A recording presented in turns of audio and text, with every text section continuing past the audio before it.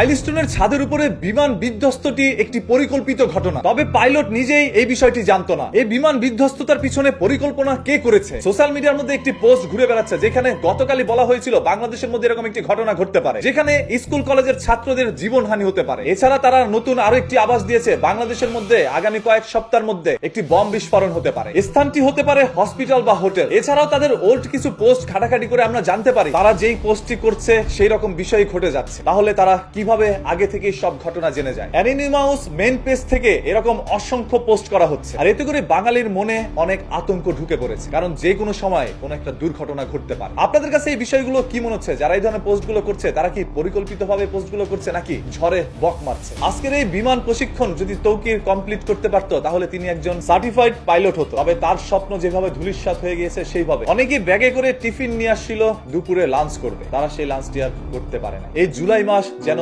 একের পর এক মানুষের জীবন কেড়ে নিচ্ছে। আর এরকম একটি ঘটনা ঘটার ফলে আগামীকাল আমাদের পুরো দেশে রাষ্ট্রীয় শোক দিবস পালন করা হবে। এই দেশকে অস্থিতিশীল করার জন্য কাদের হাত রয়েছে? এছাড়াও গত 3 দিন আগে বাংলাদেশের সরকার জাতিসংঘের একটি অফিস বাংলাদেশে দেওয়ার জন্য পারমিশন দিয়েছিল। তবে অন্যদিকে বাংলাদেশের কেউ চাচ্ছে না জাতিসংঘের একটি অফিস বাংলাদেশের মধ্যে হোক। আর এই বিষয়টা যেন মানুষের নজরের মধ্যে না থাকে, এই জন্য পরিকল্পিতভাবে এরকম কোন ঘটনা ঘটাতেও পারে। গতকালকে বাংলাদেশের একজন নাগরিক এরকম একটি পোস্ট করেন, যে পোস্টটিও আজকের ঘটনার সাথে অনেকটাই মিলে যায়। তাহলে কি এই সম্পূর্ণ বিষয়টি পরিকল্পিতভাবে ঘটানো হয়েছে? সকল তথ্য পেতে চ্যানেলটি সাবস্ক্রাইব করে রাখুন।